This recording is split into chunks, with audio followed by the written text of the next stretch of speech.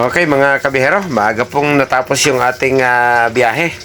So maaga po tayong nakapagpa-refuel dito po sa refill gas station. Ito po yung aming authorized refilling station dito po sa bahagi ng Quezon City. So maliwanag pa at medyo maaga po tayong makakauwi ng grahe sa araw na ito.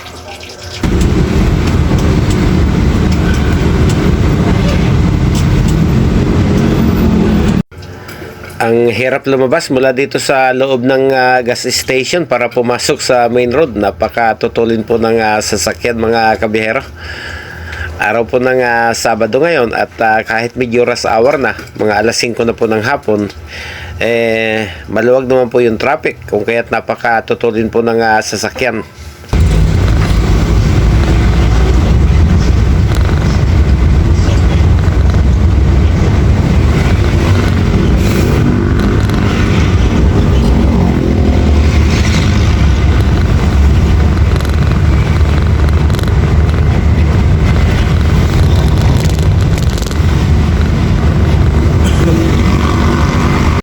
Kapag tayo po'y nanggaling sa may gawi po ng Novaliches, yun pong pagpasok ng aming grahe ay hindi po makukuha sa isang liko. So kinakailangan po magtungo pa po tayo sa isang gas station at mag-u-turn po tayo pabalik para pumabor po sa pagliko papasok sa aming grahe. So sana mula po doon sa aming pag-iikutan kung saan tayo mag-u-turn, sana po ay hindi masinsin yung trapiko kasi napakahirap pong pumasok muli dito po sa main road ng Quirino Baysa mga kabiyahero. So sana hindi ganun kahigpit yung traffic doon sa kanto.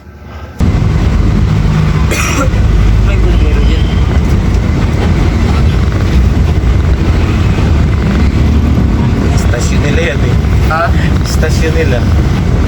Doon sa kabila. Nagkakarga.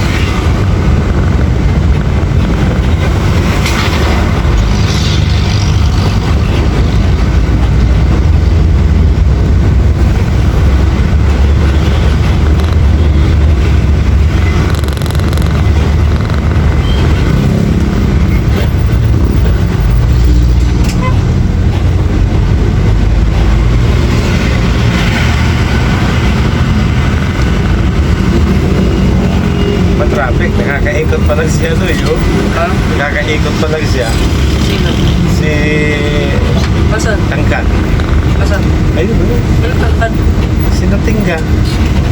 Ba't tangkad? Ay, matangkad ay. Traffic eh. Ay, stinger. Aircon pa tayo eh. Yeah. Kasagsagan na eh. Una ka na kaya doon, Cabs? Habang nakahit ka Masabay. pa yun. Sabay din dyan. Ayun, yung may RC. Oo. Ah, scooter! Saka...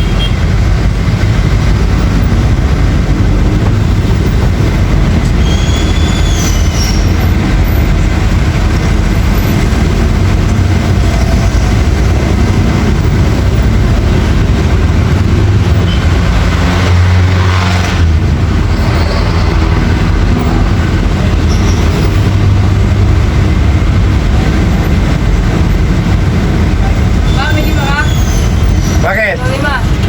Tumaas na? Walang lima.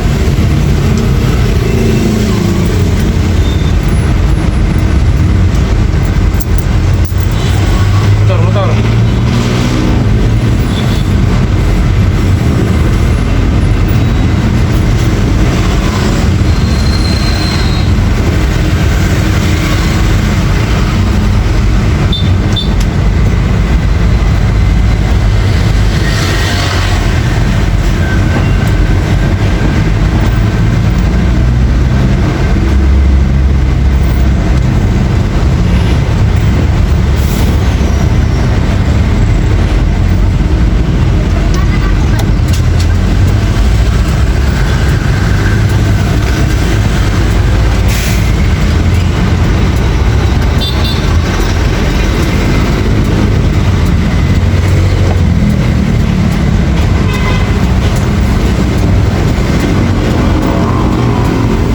So, ito na po yung ating sinasabi kanina mga kabiyahero.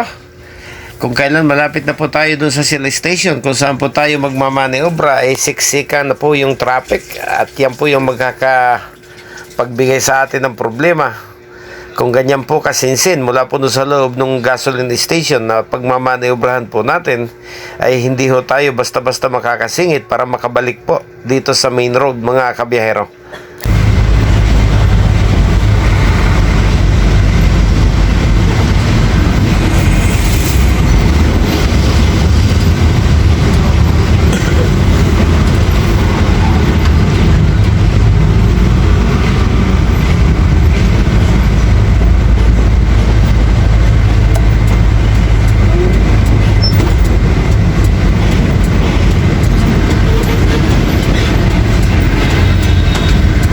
Okay, kahit pausad-usad po, narating din po natin itong Shell. So, papasok po tayo rito.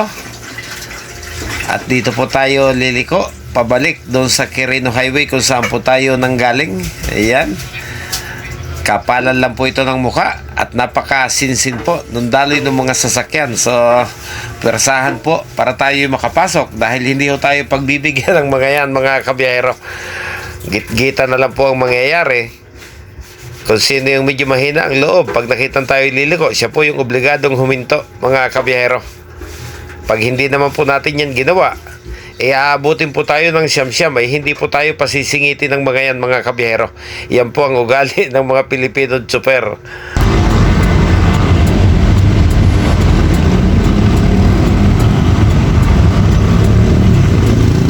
Tanong mas pagbigay talaga.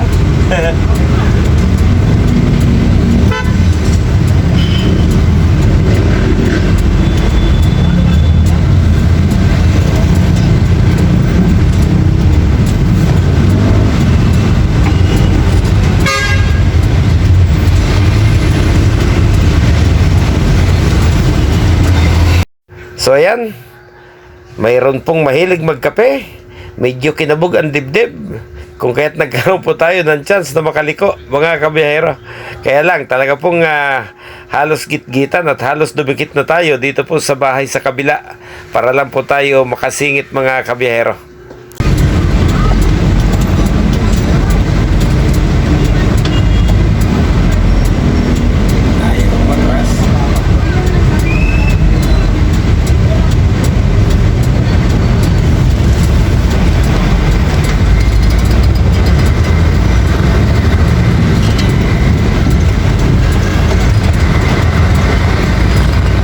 So ayan, nakabalik na po tayo sa main road.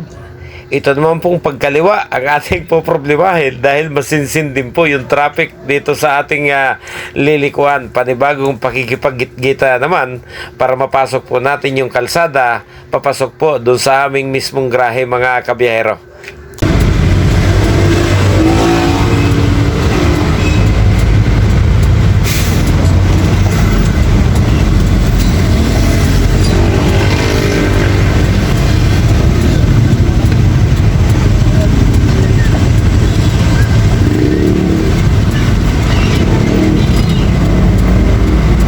Ay, salamat. Nakalusot din po tayo. At dahil araw po ng Sabado ngayon, wala akong problema yung kalsada papasok dito sa aming grahe dahil sarado po yung mga eskwelahan dito. So wala pong estudyante, walang mga sumusundo, walang mga naghahatid. Kung kaya't malaya po tayong makakapasok ng maalwan, mga kabiyahero.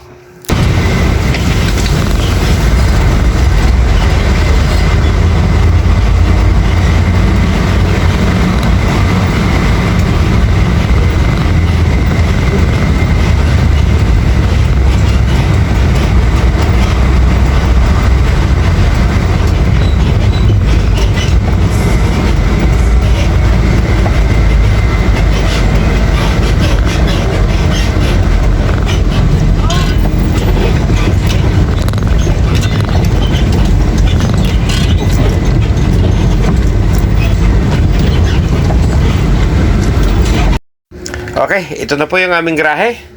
So magmamaneobra na po tayo rito. At kung wala kang biyahe bukas, makauwi na ng bahay habang maaga pa, mga kabiyahero. So mula dito sa aming grahe sa Baysa, Quezon City, muli maraming salamat po. sa pagsama nyo sa biyahe kong ito.